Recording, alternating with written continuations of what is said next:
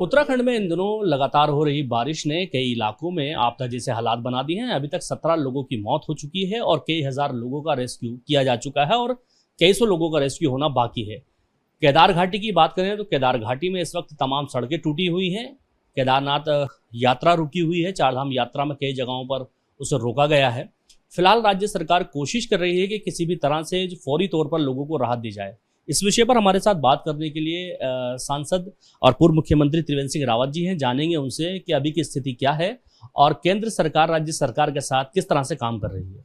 Sir, जिस तरह से प्रदेश में आपदा आई है, आप जब मुख्यमंत्री थे तब भी इस प्रकार की आपदा आती थी, लेकिन इस वक्त जो राहत कार्य चल रहे हैं उसको लेकर के क्या कहेंगे? आपकी बात भी हुई होगी अधिकारियों से। देखिए, राहत कार्य तो ठीक चल रहे हैं, लेकिन मुझे जो लगता है और जो मेरे को जानकारी मिली है कि बड़ी संख्या में जो कांवड़ यात्री हैं वो भी केदारनाथ में भगवान शिव तक पहुंचने की उन्होंने कोशिश की है।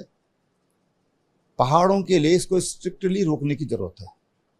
पहाड़ की परिस्थितियां और विशेषकर जो वर्षा काल होता है ये बहुत ही ज़्यादा संवेदनशील होता है और बड़ा नुकसान पहुंचाने की उसमें हमेशा संभावना रहती है। और इसलिए बिल्कुल इस जो कांवड़ यात्रा है, इन यात्रियों से बातचीत करके इसको रोकना चाहिए। पहाड़ों में भी ये लोगों की शिव भक्ति है, लेकिन वहाँ तो लोग जानते कि भाई यहाँ की परिस्थितियाँ नहीं है कि तो पहाड़ का आदमी आपको नहीं मिलेगा कोई भी कि जो कांवड़ लेकर के जा रहा है। ये सब लोग बाहर के लोग हैं जिनको कि यहाँ की जो हालात हैं, यहाँ की जो परेशानियाँ हैं और यहाँ पर जो समस्याएं उत्पन्न होती हैं वर्षा काल में, उनसे वो ना वाकिफ़ हैं और इसलिए उनको रोकना चाहिए। इस पर थोड़ा सख्त कदम उठाने की ज़रूरत है अगर हम चाहते हैं कि जो लोग उत्तराखंड में आ रहे हैं वो सुरक्षित रहें। दूसरी बात, रजिस्ट्रेशन एंड डी रजिस्ट्रेशन। बार बार सवाल उठता है कि साहब आंकड़े गलत हैं, इस तरह की बातें सुनाई देती हैं, जबकि सत्यता कई बार भिन्न भी होती है। और इसलिए रजिस्ट्रेशन का सिस्टम होना चाहिए। जो भी हमारे ऐसे केदारनाथ जैसे हमारा श्रद्धा का केंद्र है, शिव शंकर का स्थान है, या जो भी ऐसे पहाड़ी क्षेत्रों में है, तो रजिस्ट्रेशन होना चाहिए और वापस लौटते समय कितने लोग वापस आए इसका भी रिकॉर्ड होना चाहिए। तभी हो सकता है जब रजिस्ट्रेशन और डी रजिस्ट्रेशन की व्यवस्था हो। सर, हर साल हमारे प्रदेश में ये आपदा आती है और इसको पहले से इसके बारे में जानकारी लेने के लिए डॉपलर रडार या तमाम तरह के इक्विपमेंट लगाए गए, लेकिन अमूमन हमने देखा है कि वो कारगर साबित नहीं होते हैं और अचानक से बारिश होती है और इस प्रकार की आपदा हमारा प्रदेश झेलता है। तो इसको लेकर के केंद्र सरकार की ओर से कोई पहल की जाएगी? देखो भाई, देखो जो डॉपलर रडार है वो आपको बताएगा कि ऐसा हो सकता है, ठीक है ना। और अगर लोग नहीं मानते हैं तो फिर क्या कर लेगा? डॉपलर रडार रोकने वाली चीज़ तो नहीं है कि उसने उसको जहाँ पर उसको देखा उन्हें वहीं पर उसको रोक दिया, उसके आगे बैरिकेड लगा दिए या उसको पकड़ लिया, जकड़ लिया, ऐसा तो कुछ है नहीं। इसलिए डॉपलर रडार मशीन तो आपको सूचित करेगी कि भाई ऐसा खतरे की संभावनाएं हैं और इसलिए इसको रोकने की व्यवस्था हर किसी को पता है कि बरसात के दिनों में समस्या रहती है। हमारे जितने साधु संत फकीर हैं ये 4 महीने अपना क्या बोलते हैं उसको 4 महीने अपना एक स्थान पर रहते हैं।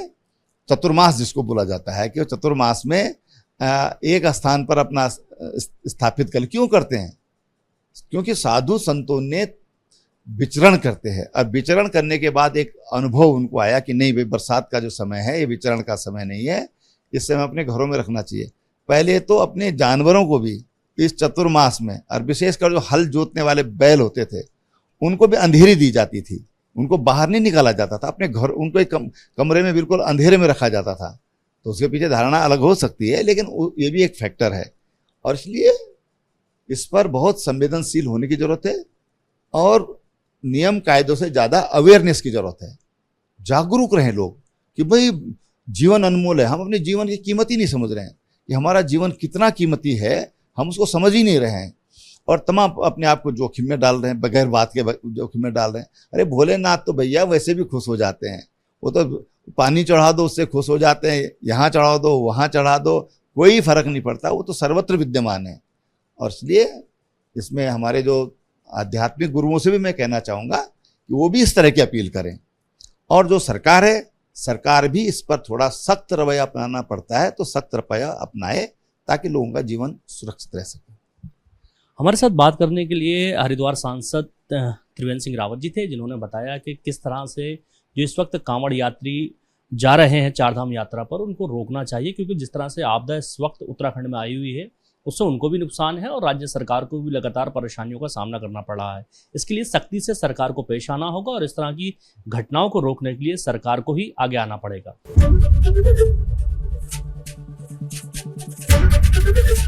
एबीपी गंगा, खबर आपकी, जुबान आपकी।